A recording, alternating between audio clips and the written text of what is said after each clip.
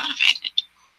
So we had 6 things: exploration of easy instinct avatars, inquiry about personal branding, develop mood boards and sketches, creation and customization of their authentic avatars, journey journals and documentation, and reflective blog essays. Oh, so one of the things that I try to talk to the students about is how there can be differences and similarities between the physical and the virtual. Like my avatar looks like my physical self, and often we wear the same outfits. And I see I'm wearing the same outfit today, and some of you have seen me in this outfit. So it helps them see that those possibilities exist. Now, it doesn't mean that their avatars have to look like themselves, not at all. But it's a good example for them. And then they can also see that there's the reality, and then there's the virtual version of things too. And because I design my own stuff, it gives me a lot of flexibility as far as looking the same and so forth. And like in the physical world, you can see I have 2 cats, Iki and Insu, named after Japanese aesthetics, about unique, being unique and united. And then also I have like about 80 virtual cats. Yeah, I'm a crazy virtual cat lady. And my students love to sit with them, and it's a great space for them to hang out. Yeah. It scares people. They see all those cats, and then they wonder if that's what's happening at home. So really, I just have 2 cats. So as I mentioned before, I'm an artist, and my master's in fine art and visual art thesis was called Unique as Well as United. And these are some of the images of my sculptures in the building block series. They're all the same colors, made from different materials. Each block tells its own story with themes of dealing with apparel and identity, which has been a constant theme throughout my life and my work. So my research and thesis was about the power of color communication and the evolution of human intelligence, artists, and superheroes. And I did this to understand motivation and inclusion, and that idea of trying to encourage people to strive to be their best selves in action and intent, and to reveal how our external and internal motives are expressed and executed. So I like working in systems, and I devise visuals to educate. So you may have seen these diagrams in my exhibit or presentations at other conferences. And I'll just go through them really quick. So they deal with the internal and external factors that students and ourselves, of course, as educators, that we are students all the time, right? What we deal with. So we've got origin stories and motivation, and you can see that there's an internal and external component to that. And I always find balance with the work I do too. And then there's engagement and our mission. And are the slides rising okay? I know I got a little fast. I've had at least 3 cups of coffee. So, and then there's community and inclusion, identity and autonomy, communication and creativity, and opportunity and proficiency. Yes, coffee is a good thing, definitely. So, exploration of easy instinct avatars. So what that means is that, we know that our avatar is a visual representation of ourselves and our professional reputation as well. These avatars can communicate our enthusiasm, credibility, and genuine motivation. Trusting their own judgment, making these, choices very quickly reveals gut instincts that they may feel about themselves and how they want to be recognized by the instructor and their classmates. So we have a lot of fun with these. You can see these are obviously my avatars. So there's tons of fun ways of being able to develop these quick and customized avatars to represent themselves. And clearly, as I said, these are my avatars. Have you guys ever done that, where you do some really quick avatars with your students? There's lots of different opportunities out there. And at Peninsula College, we're pirates. That's our mascot. Yeah. Yep. Thanks, Phil. And so since we're pirates, I use this pirate avatar maker. And it's really great because it's got lots of customization and plenty of colors for the students to pick. Thanks, you. So you can see how the students can create unique pirate avatars, and it's lots of fun. I mean, they just go crazy, you know. But doing it really quickly with them and having them generate an avatar for themselves to represent themselves on the first day really gets them excited and embedded in what we're going to do next.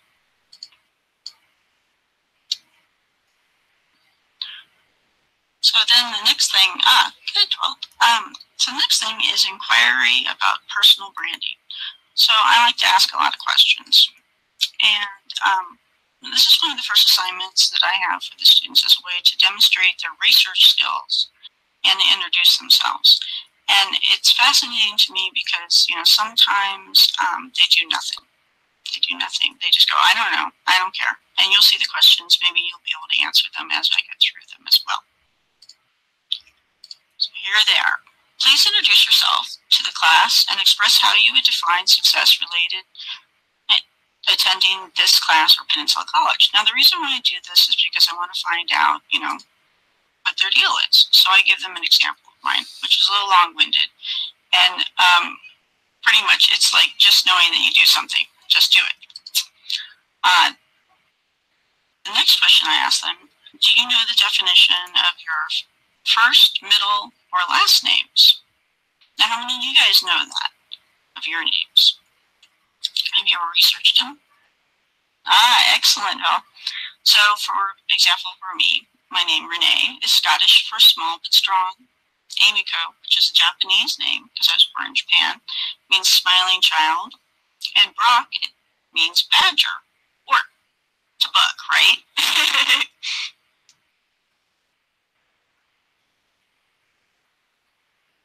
Now, I'll also ask them what their birth sign is. And this could be, you know, any kind of thing associated with their birth date. And it could be any faith, any culture, and many numbers. Now, part of the reason why I ask them is it's also an easy way for them to identify what kind of person they might be, or if they don't subscribe to that kind of stuff.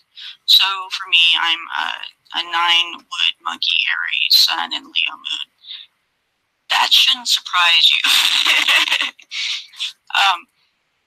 And then I ask them what are their 3 cherished colors. They can be the hues that you adore.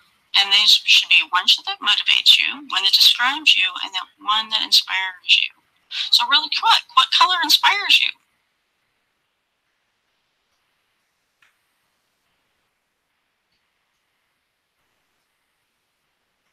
Excellent.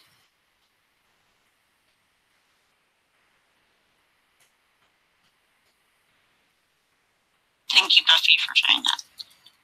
Oh, yes. Excellent. Excellent. Oh, no. So we got a lot of purples and some oranges, greens, excellent, some blues. So that's pretty easy for you guys to jump in there and do that, right? And since a lot of my work's about the psychology of color and what it communicates, these are very important answers. So these are mine. So I got red, orange, red, and cyan. That's the color that inspires me, cyan. Does that surprise you? Then I also ask them what their favorite animal is, and that could be a creature that you respect and relate to. Oh no, man! So for me, the cheetah. Excellent. See, you guys are already doing it. Haha. Okay, now your own biases and interests might help you guide with these questions, and how you respond to the students. And it's important for you to customize these quick questions based on what you're teaching or what your interest is. And I also have the students, put in how they define success, because I want them to put this in their Canvas profile, and that's our online distribution method for classes, so that other instructors can find out how students define success for themselves. And sometimes that can be like they want a great grade, or they want to get a job, or they just have to be there, or they got up in the morning, whatever it might be. Otters, all right.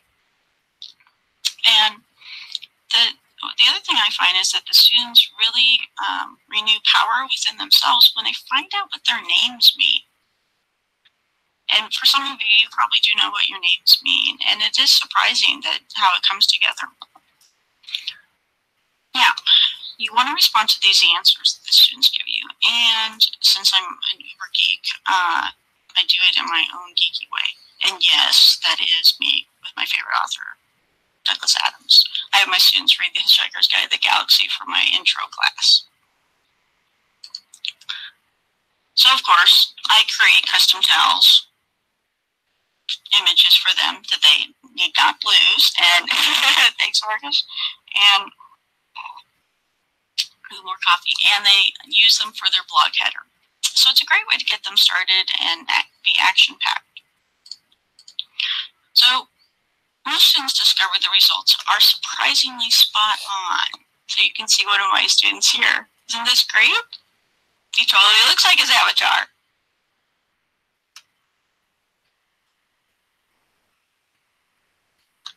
And then some students, surprisingly, are even more colorful than their avatars. This student of mine, oh, he was awesome. He would come in every day with the most amazing suits. They're all golf wear.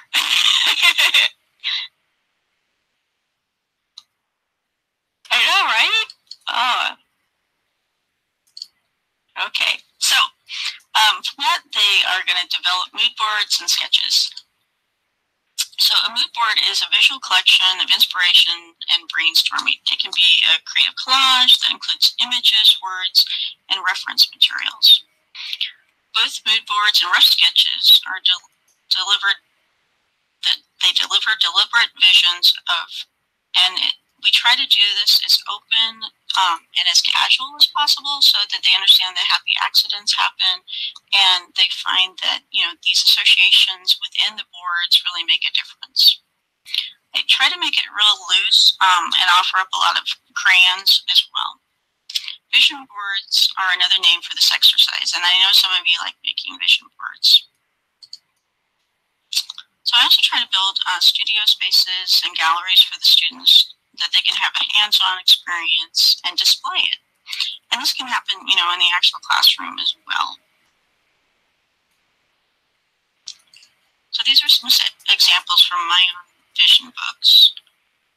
Just to give you an idea, like the students can cut up pictures, they can find different things that inspire them. These are actually some that I did while I was in college. You can clearly see there's a theme in color. And yes, that is butter in that lower corner. If you know me, you know how I feel about butter.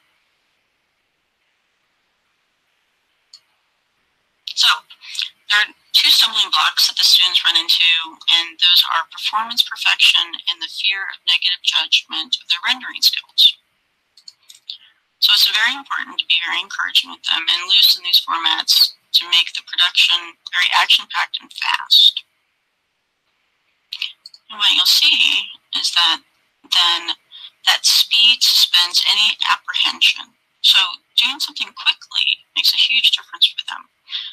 What I find also is that if you make it fun and give them a set time, it definitely gets them into the mode of delivery that a lot of students struggle with. Time management is something they really struggle with. So they also learn that everyone wants them to succeed, and doing something is better than doing nothing. And I often say, just turn something in, right? Just do it.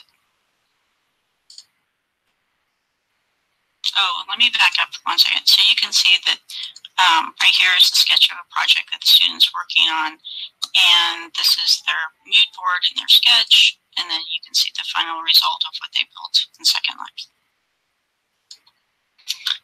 Okay, then we get into creation and customization of their authentic avatars. Dun-dun-dun. That's when we come in world, right?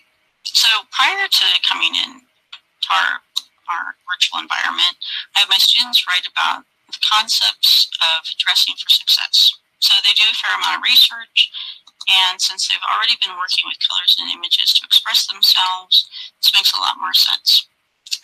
Then they have to write about a film or TV or a game that have characters in it that they admire, and talk about the unique objects that are in that world and explain how they may affect the way people look.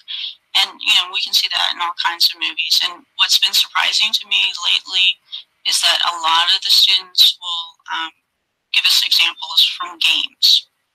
And since games seem to be more influential with the younger students, it means I need to do a little more research myself. Do I deserve a new game, new PlayStation for Christmas?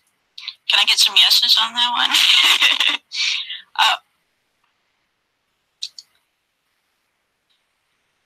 Okay, thank you. So they have to write about how they want to appear in world, and sketch out some ideas of what kind of apparel and how they can develop a sense of a tribe that they belong into. Oh, sorry, Beth. I was asking if I deserve to get a new PlayStation so I can keep up with the kids these days. Okay, thank you. See, if that says yes, then it's a yes. All right. So you can see on this slide that I have the students' evolution of their avatar from when they come in and the end. And often I make custom clothing for the students based on their writings and sketches. And this is a fun process because they do, oh, thank you, Alyssa, for research purposes. Excellent. And so, you know, they'll write, they'll come up with sketches, they'll give me the colors that they want to work with. They're very good at giving me very specific things, and then I'll design them, and then they also have to document their evolution, and you can see this in this case. The student was very interested in specific gaming, so I had to be sure that she had an 8-bit pair of jeans. I also give them some Linden dollars, so if they want to go shopping on their own, they can. That's not a problem. A lot of the guys tend to do that more. They like to go shopping and find things for themselves. Whereas the girls tend to get really specific with me, and we have a fun time creating their clothing. And you can see, like in this one, they're very creative, and they have a clear vision of what they want to look like. And then especially the girls come in, and they really want to get out of that starter avatar. Yeah, well, it depends on which guys. It depends on which guys. So I'll tell you one of the things that happen with the guys is that they just want t-shirts and jeans. And so I give them t-shirts and jeans. Or just give them money and say, go buy t-shirts and jeans. It's pretty funny. So here's another example of a student showing their adventurous side. So this student, you know, expressed interest in adventures, and like Laura Croft was the example that she used in her essays. And so she gave me very specific colors that she wanted to have her outfit made out of.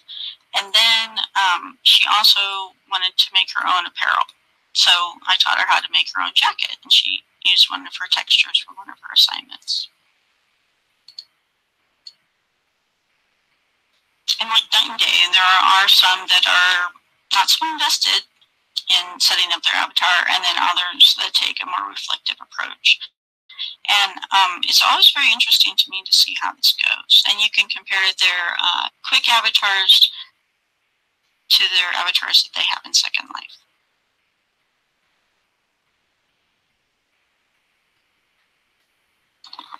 I should point out that one of the avatars likes to go barefoot all the time, so he apologized that he put flip-flops on his pirate avatar.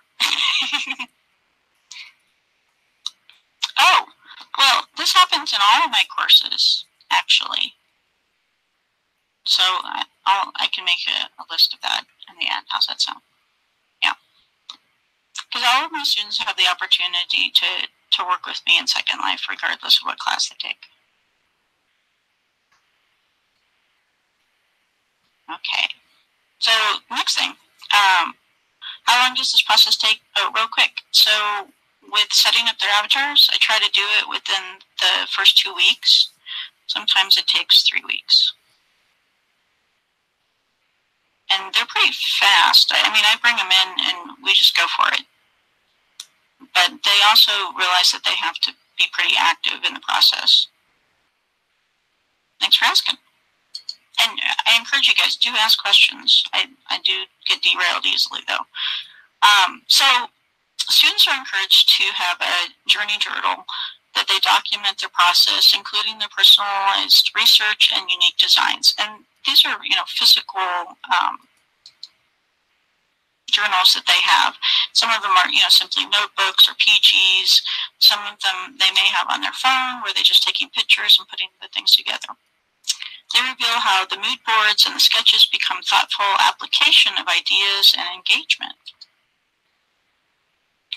And then through field trips and shopping and working on in-row projects, the students document the people and places and their skill process.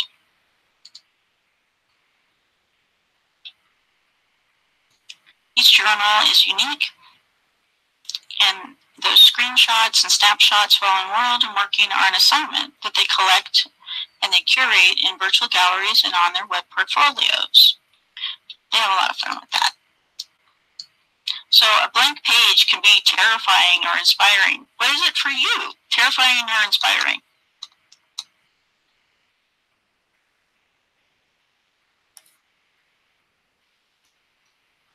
Both? Excellent. Inspiring. Oh no! Okay. Yeah, it's a pretty scary thing, and I think that's one reason why jumping in and opening up those journals and start putting some color down makes a big difference for them.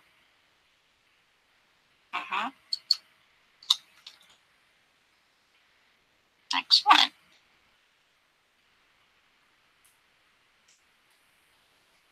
So, depending on the student's perspective and the freedom that they're given to just doodle and dream makes those things terrifying or inspiring.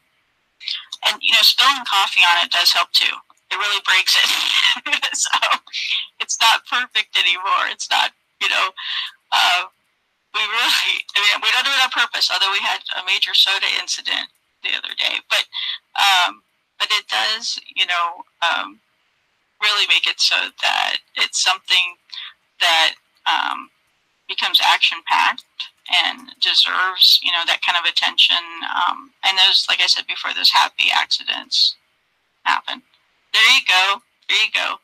Now, I would put a little peppermint oil spill because that's really inspiring to me. I like peppermint oil. So, so the achievement happens when students work and play together, and we make fun of ourselves all the time and laugh in class. And it's really great to open it up so that they're all in it together. We go on a lot of field trips together and play, and some of you guys have inspired them and participated with them, so thank you for doing that. Then I get them to lead adventures and take people around to explore the things that they want to explore and demonstrate different themes. And they say, shh, these photo ops are learning opportunities. They have a great time.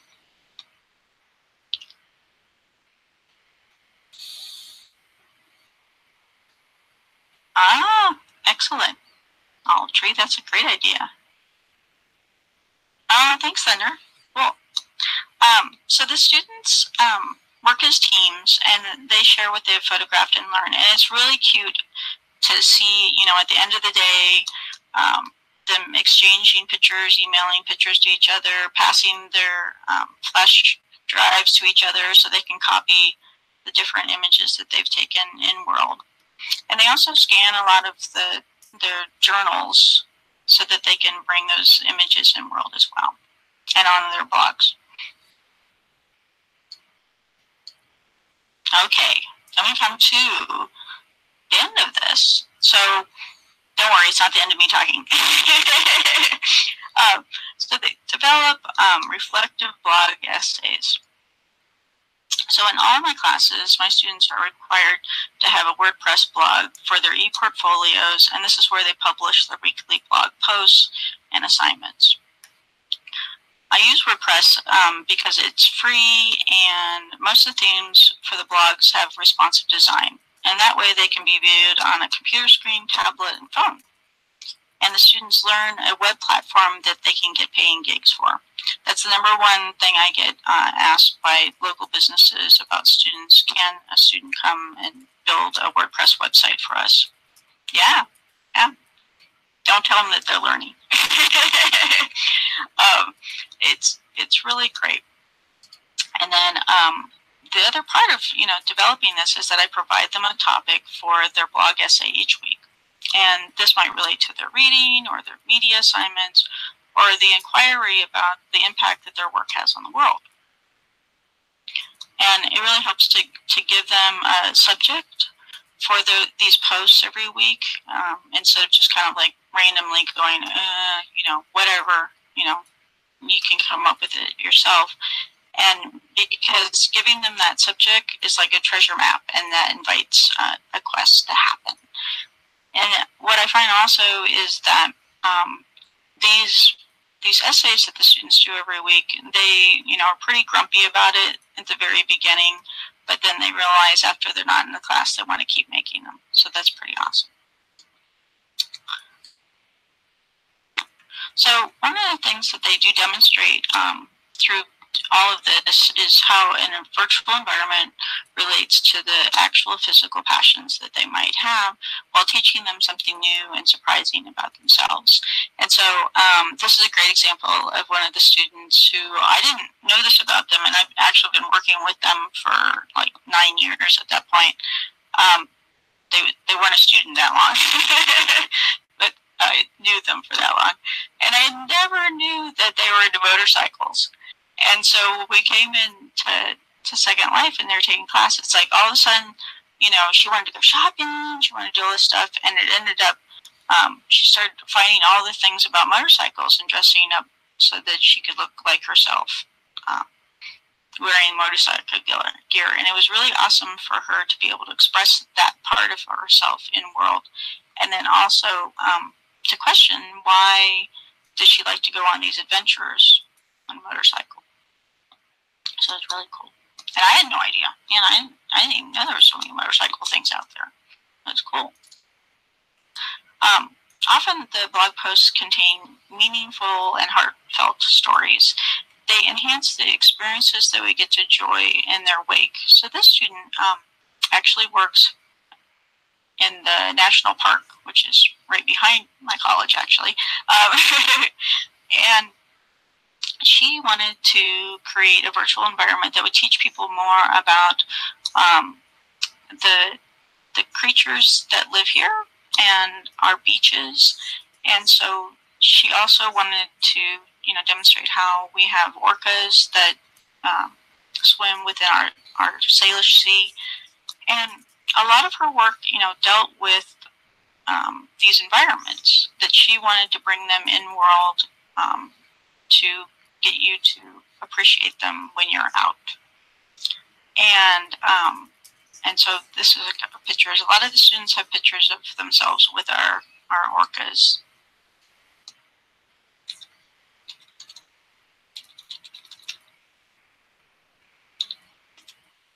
And I think almost every single blog has a picture of them swimming with the orcas.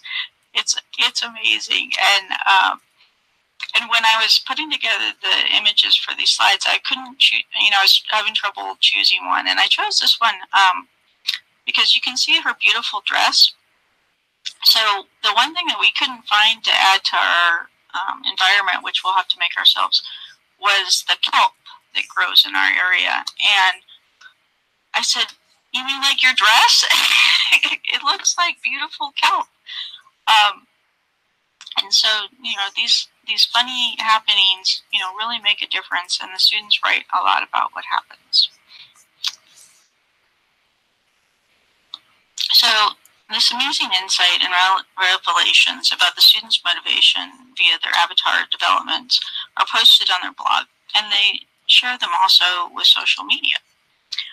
They share them with their classmates, but when they post them on social media, that means the whole world gets to experience it. And they really do have amazing connections that happen when they put their work out there. People ask a lot of questions about what we do, and it's wonderful for them to be able to share.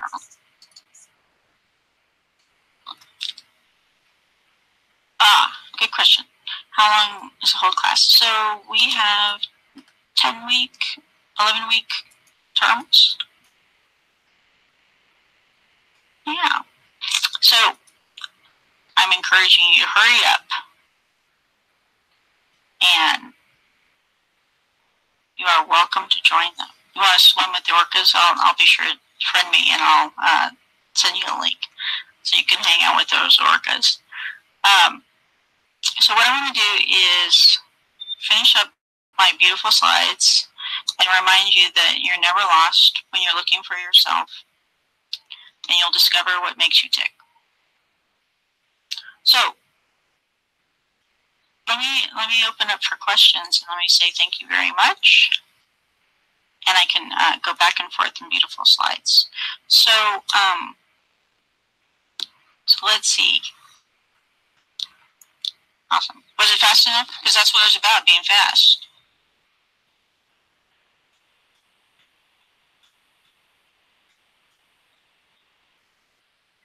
Excellent. Awesome. Thanks. Okay.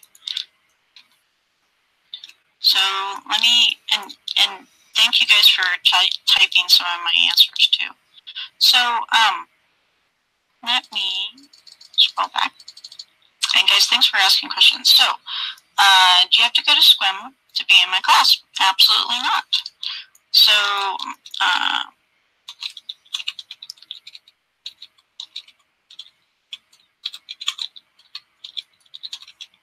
all my classes are available online. And, you know, there are classes that you come and you can be in the classroom with me. But all of the content is delivered online. So you can be anywhere in the world to take a class with me. I have students who live in Japan and South Africa, everywhere.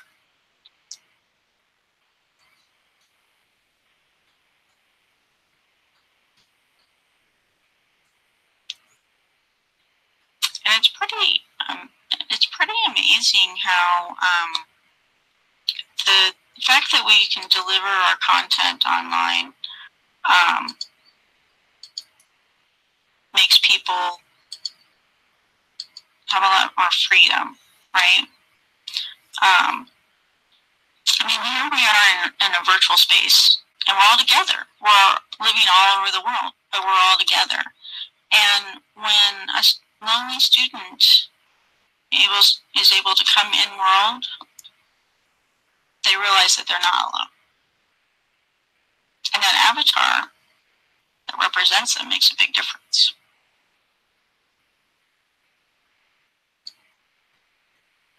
So let me talk about a few extra things for you, unless you have questions.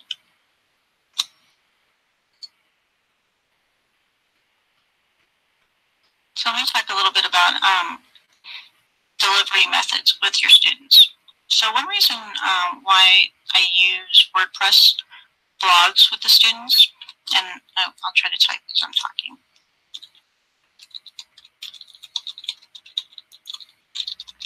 So WordPress is free, and 30% of websites are made with WordPress. And one of the reasons why it's important for me, for the students to use it, is because then they can also easily share their content through their social media and LinkedIn. Yes, Blogspot is free as well, and Tumblr is free, and the students are welcome to use all kinds of things. Students use Weebly in another class, but what I find is that WordPress is the easy one for me to teach them, and since I've been teaching it as a class also, we get into the nitty-gritty of it and let them utilize it.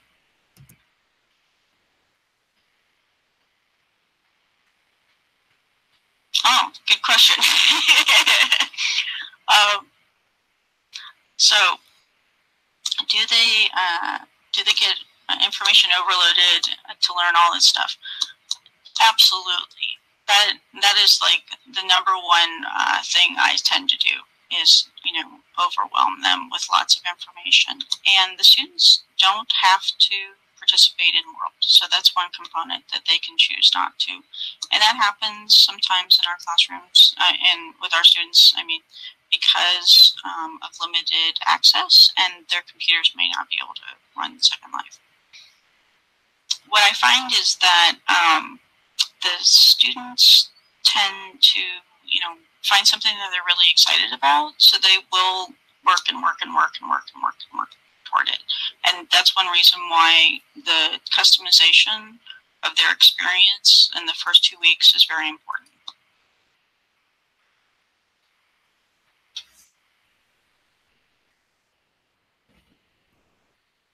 Any of that.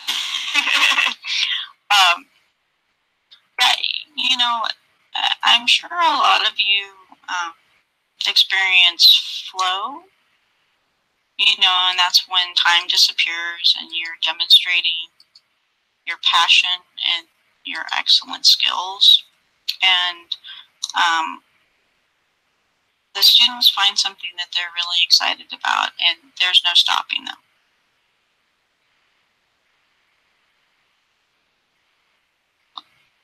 Yes, Beth, exactly. That you need to engage with all the students that way.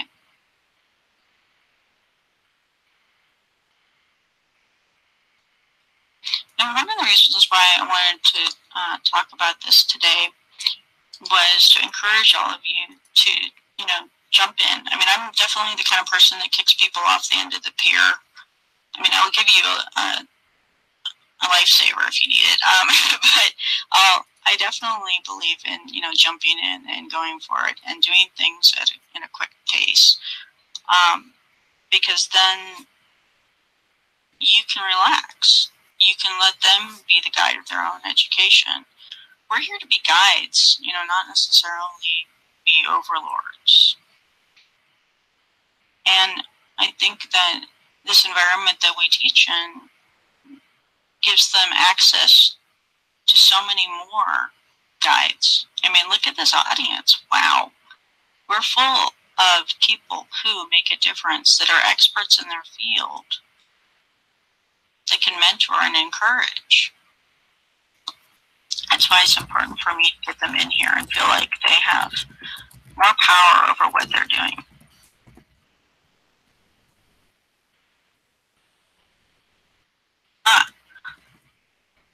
Now, have you found, when it comes to self-directed, that there are some students that need explanation about that?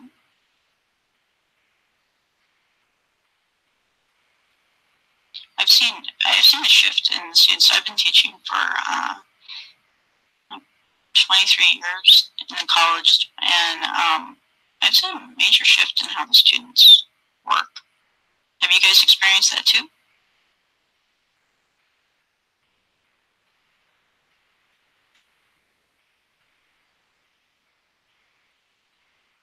I think that's one reason why it's even more important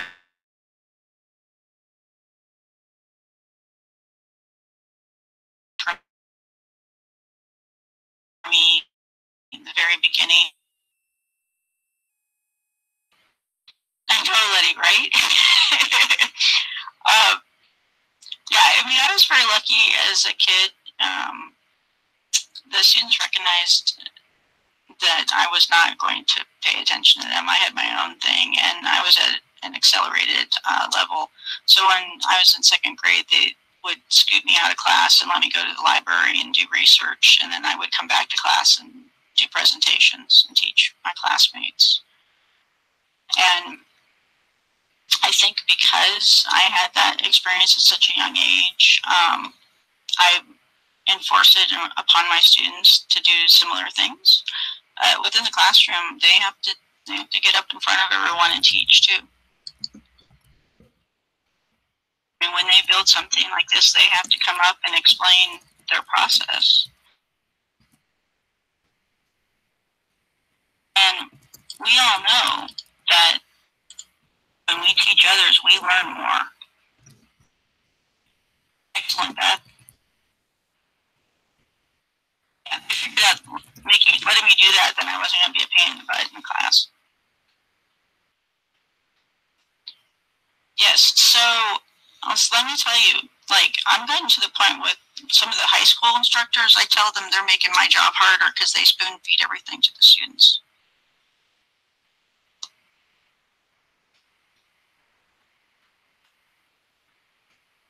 So let me see. Sorry, I'm looking. Okay, 12th. You say the data and one for didn't connect to the virtual world. Wondering why that study is focused on avatar creation. So, so I've done a lot of work with the avatar creation and developing authentic avatars. So this was just, you know, a little bit of that part. But for me, you know, finding your authentic self through your avatar creation is important. And one of the things that I think happens is that people just jump in and they don't get to do that. And I think that's also one reason why we all identify that when we're in Second Life, this is where our true avatars live, right? Compared to when we go to other virtual worlds, because we have way more customization opportunities here. And I get to have an avatar that doesn't slouch. Now, looking.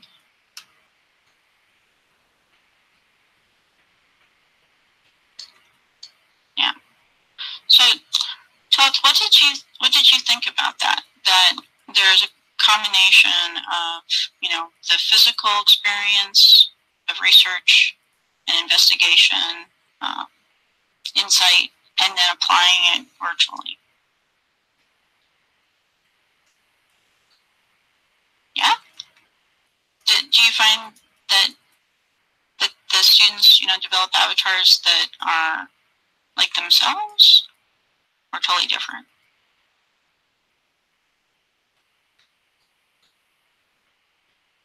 I hope this is okay. We're chatting, so I need to. Some of you are trying to chat me. Okay.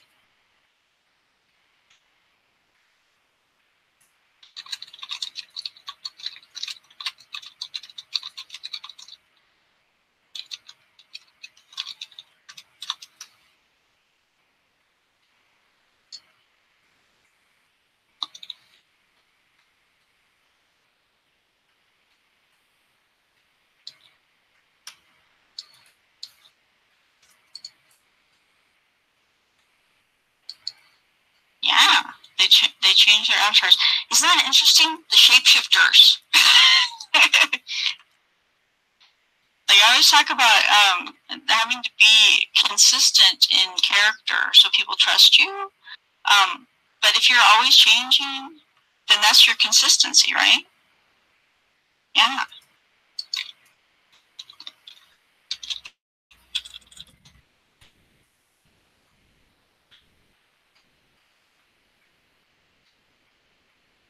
Yeah, that's interesting.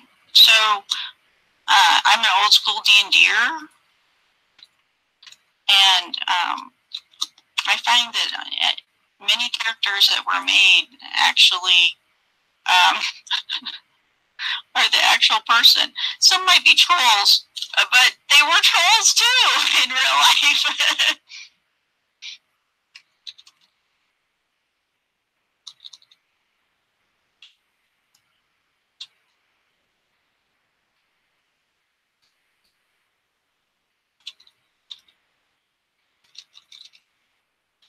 So it's hard for me to type and talk, so I apologize. I am not a transcript. So that's why I admire folks who do that. So the other thing I want to ask you guys, I know that my time is coming up. So in you working with your students and informing their decisions, after the fact, do you find that they're more observant and reflective?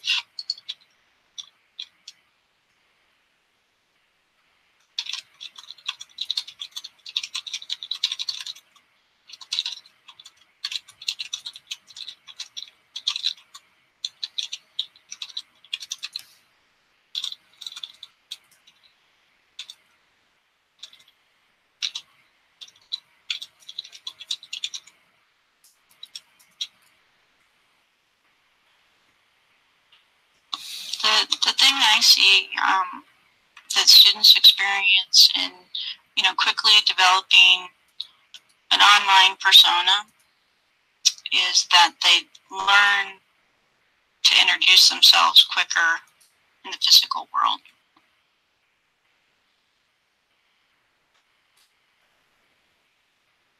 Yeah, excellent.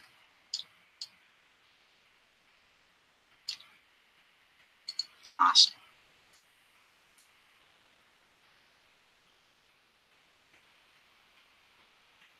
Yes, absolutely.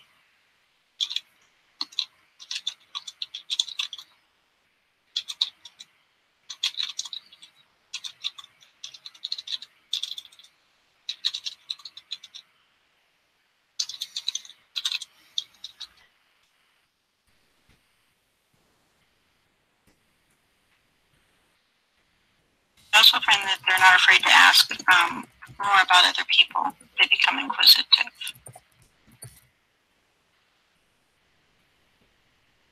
Pretty amazing, the transformation that occurs within our classrooms, isn't it? Oh, okay.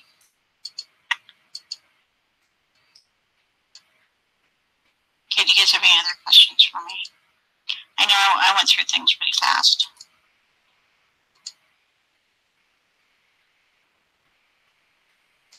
The thing I want to encourage you guys is to, on delay, get them in there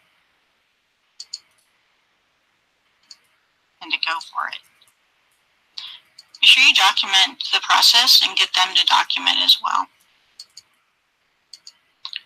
When you give them a platform, like a blog, that they can fill with pictures of their experiences, you empower them.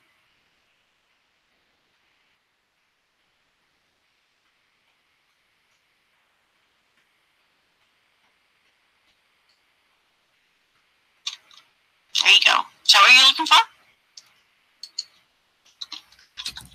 Thank you, Olive Tree. Telling you to do things faster and then I can't. Thank you, Val. Yes, Bill. So, I think I forgot to do the last thing. There you go. Thank you, Bill, for getting me to remember to click my speakeasy with the last bit. Go team, right? So you'll be able to find this presentation on my website very soon. And you can also find other presentations that I've done in the past. They're available on my website, and they're also available on SlideShare.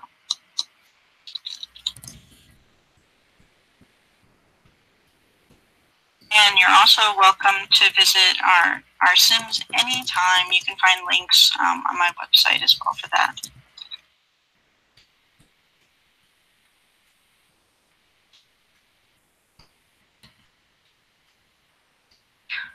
You can find all that stuff.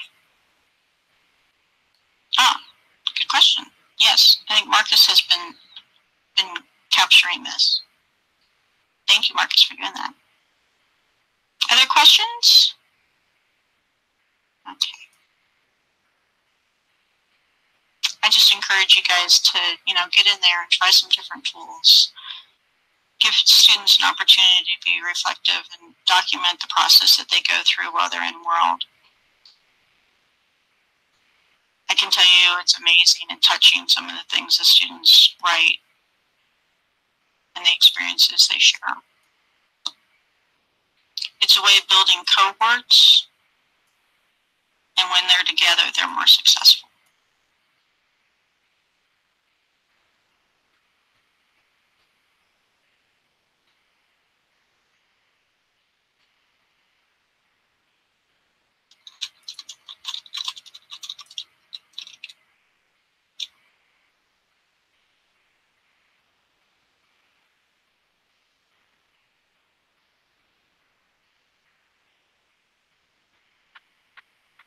Thank you.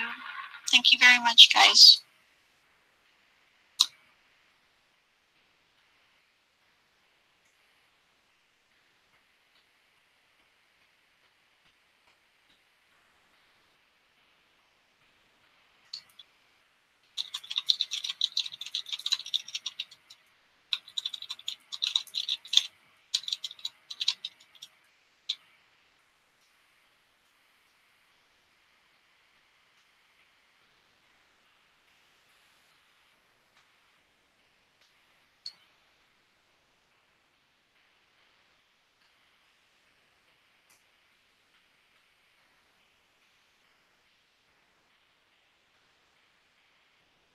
Thank you all. I just want to remind you that you make a big difference in what my students experience. So thank you for that.